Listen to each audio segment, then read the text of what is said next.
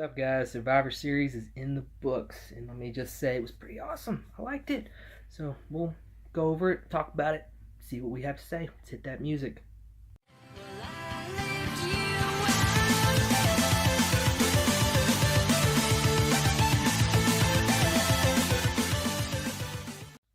What is up, guys? Welcome back to the Burning Ground, and let me just say Survivor Series in the books, in the bag.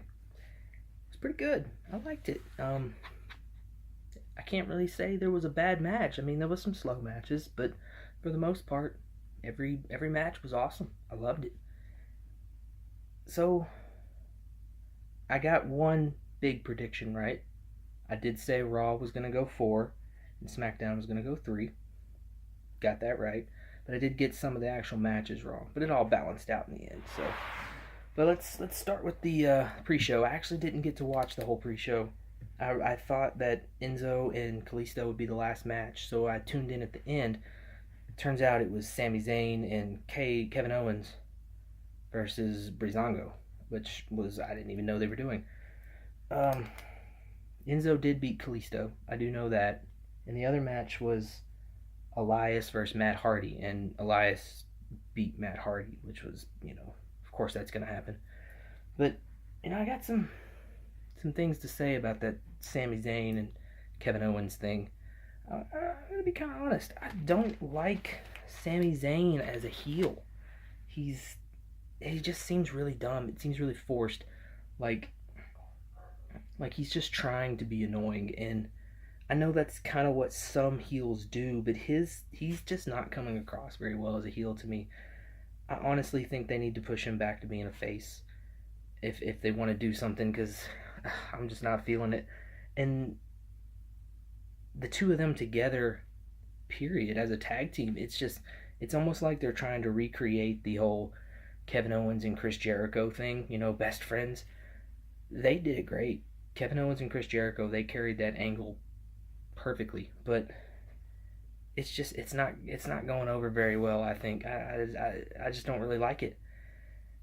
And let's talk about the elephant in the room here.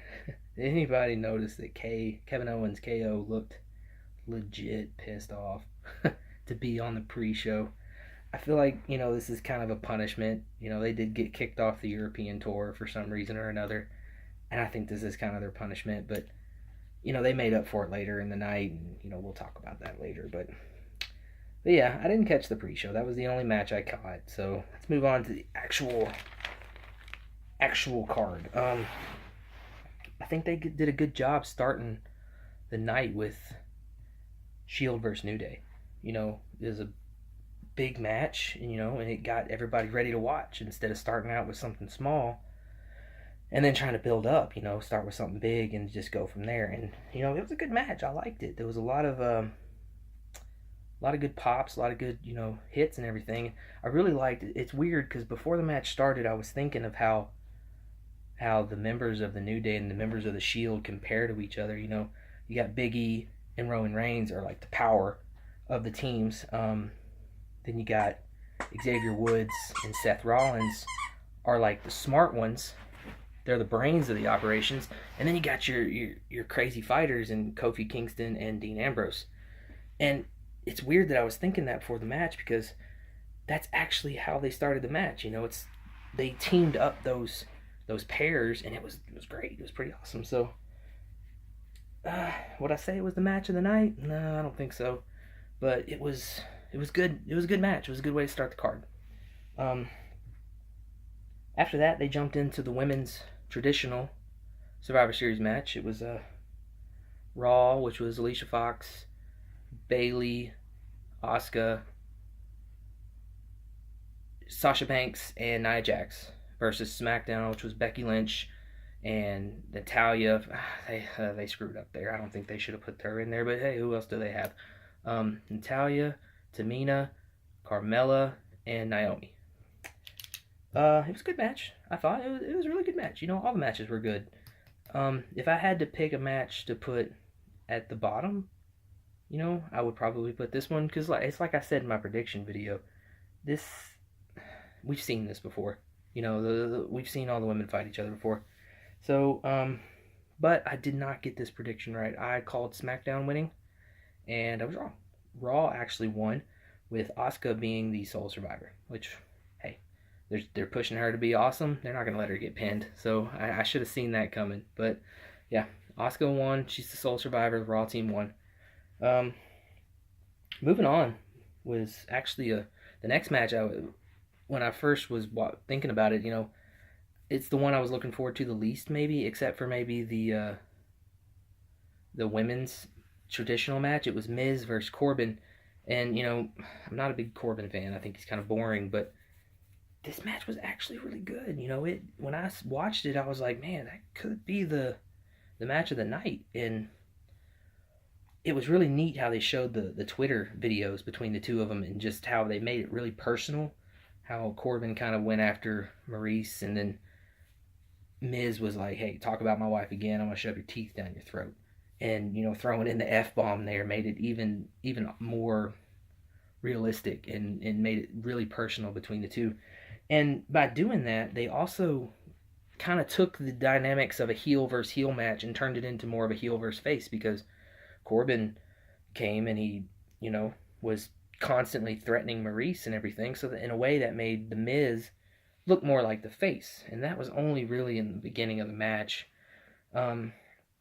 Eventually it did disintegrate into a heel versus heel. They both were, Corbin was talking a bunch of trash, and The Miz got the Miztourage involved, which I don't think they should have done. If it was just any other kind of match, getting them involved would be okay. But this is the champion versus champion match, and they're trying to establish, a dominant thing here. And they brought in the Miztourage to attack Corbin, which made the Miz look weak. And but he still pulled off the win, which I did predict that. I did say Corbin was going to win, so I got that one right, which was, I thought was good. I thought it was a good match. I thought so. Like I said, I thought at first it could have been the match of the night, but I don't know. We'll see. I'll think about it as we go through the video. Next was Sheamus and Cesaro versus the Usos. Started out a little boring. It started out a little boring. I'm not a big Uso fan anymore, and it just was a little slow starting out. It did pick up towards the end. Towards the end, it started getting really awesome, and the crowd acknowledged that as well, because you could hear the "This is awesome" chants coming through. And I really thought Sheamus and Cesaro were going to pick this one up, because they just got the belts. I didn't think they would let them lose and look weak this early, but they lost. The Usos pulled it off.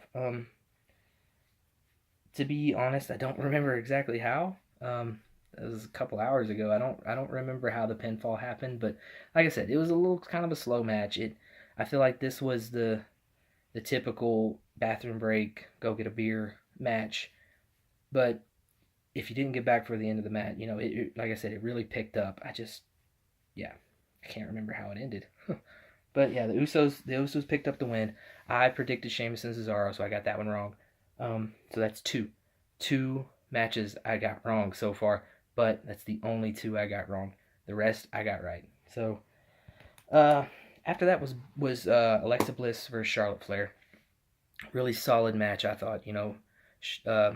Charlotte Flair played the, I'm dominant, I'm gonna just destroy you through the whole match, and Alexa Bliss did the typical I'm a heel, I'm gonna play possum and just try to pick my spots. But it was really awesome. The two of them put on a great match, like they always do.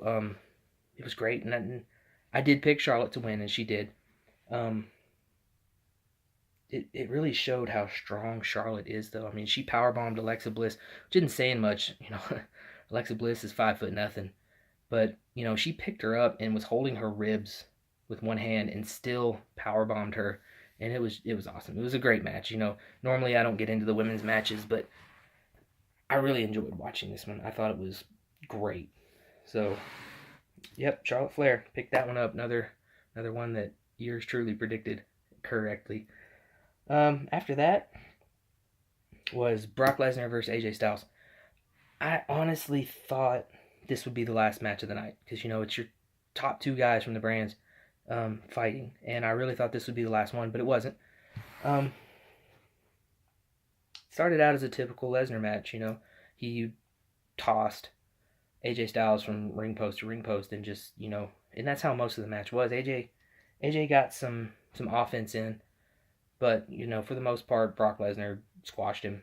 I will say though, Brock Lesnar's suplexes looked pretty awesome. Some of the stuff it wasn't just your typical German suplex or whatever. He was really throwing AJ around and flipping him around and just doing some crazy stuff. And then, AJ went for the phenomenal multiple times, and he hit it. He did, and he got the calf crusher in too. But when Brock caught AJ coming for that phenomenal forearm again, F5'd him, and I was like, that's game over. He's not getting up after that. But it was a good match. They did a good job of keeping Brock Lesnar looking strong, like I said they would, and they did a good job of showing AJ being able to, he's the underdog, but he still kept in there. He still fought back. He got his ass kicked, but he still came at him, and he did a good job, and they didn't make him look weak in the end. So, but Brock Lesnar won, another one that I predicted correctly. And last but not least was the men's match, the men's traditional Survivor Series match. It was a great match. If I got to pick match of the night, probably this one. And that's not saying much. It had a lot of stars in it, but I did have some issues with it. Even though it was, I think, the best match of the night, I feel like they really screwed over some of the up and coming people. But that's typical WWE. If you've got a part timer coming back, doesn't matter how much of a workhorse you are, you're gonna get put on the back burner. And if you think about it, out of the 10 people in this match, you had 4 what I would consider part-timers. You had Shane McMahon, Kurt Angle, Triple H, and John Cena. None of them are really full-time wrestlers anymore. And really, if you really want to think about it, you can almost put Randy Orton in that boat as well, because he's not really a part-timer, but he's done his stuff. He's been to the top. He's been at the top for a while now. So half the match was what I would consider people who should be considering passing the torch. And the other half was the up-and-comers. You had Finn Balor, Samoa Joe, Bobby Roode, Shinsuke, and Braun. Now, a couple of those are, they've been wrestling for a long time, but they're up and coming in the WWE. So I still consider them new. And most of them, all of them actually, except for Braun Strowman, were eliminated first. Bobby Roode and Shinsuke, quick, out of the way. And then Braun Strowman was powerbombed through the table, which was pretty awesome. It took 5 people to do it. So he was out for most of the match. So really, I feel like the WWE was taking this match and trying to push it into just being John Cena, Triple H, Kurt Angle, Randy Orton, and Shane McMahon. And the other 5 were just fillers, which I think it shouldn't have been that way. I feel like, this was a big stage for them to be able to make names for themselves. But other than that, it was a really awesome match, I thought. There was a lot of back and forth. Seeing Bobby Roode come in at Triple H and try to do his glorious thing, and then Triple H deck him, was pretty awesome. But then he got right back up, decked Triple H, and still was able to pull it off. The KO and Sami Zayn thing, that was pretty predictable from all the trash talking they were doing on the pre-show about Shane. I kind of figured they'd come in and do something, but it really was underwhelming, I think. I feel like they came in, they attacked Shane, and didn't do anything. Shane fought him off with chairs. Randy Orton hit the RKO, and then they were gone. It really seemed pointless. It didn't do anything to sway the match. Except maybe get Randy Orton eliminated. But the one thing I did like from this match, other than it being, it was like I said, it's a good match. Don't let me talking bad about it, let you think it's a bad match. It really wasn't. It was a great match. The one thing I really liked about it, though, was that in the end, they still were making Braun Strowman look dominant. Even though he got powerbombed through the table and he was out through most of the match, he came back up. Triple H did his little double cross, which I predicted he would do to Kurt Angle. Didn't happen the way I thought it would, but Strowman basically told Triple H, fuck with me again, I'm going to destroy you. And Triple H attempted it, and Braun Strowman destroyed him. Now, this is Braun Strowman, relatively new wrestler, putting Triple H, a multi-year veteran, a multi-champion, down for the count. And that's good. That's how you pass the torch. You make your new guys look strong over the old guys. I really liked that. I thought that was a great way to end the night. But yeah, overall it was a great card. I thought it was a great match. I got 2 predictions wrong. I got the women's traditional match wrong, and I got the Usos versus Sheamus and Cesaro wrong. But all the other ones I predicted correctly. So I predicted the Shield. I predicted Baron Corbin. I predicted Charlotte Flair, Brock Lesnar, and the men's Raw match.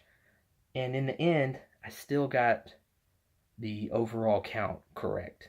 I said Raw would go 4 and SmackDown would go 3. So, but like I said, I still got 2 wrong, and I did say it. If you guys wanted to, put something down in the comments for everyone that I got wrong. I'll do something for you guys. I don't know. How about, I don't know why I'm saying this. Maybe I'll eat one of the super hot chips, the 1 chip challenge for each match. I don't know. But you guys tell me. Put it down in the comments. Let me know what you think I should do for the 2 matches I got wrong. It can be 1 thing. It can be 2 things. I'll do it if it's not super crazy. So, there you have it. 2017 Survivor Series in the bank. Next is coming up is Clash of Champions, and then I'm pretty sure after that's going to be the Royal Rumble. So, keep an eye out in the next couple weeks for another predictions video for Clash of Champions, and I'm going to get off here, guys. You guys enjoy the rest of your night, and hopefully I'll see you guys tomorrow. Later.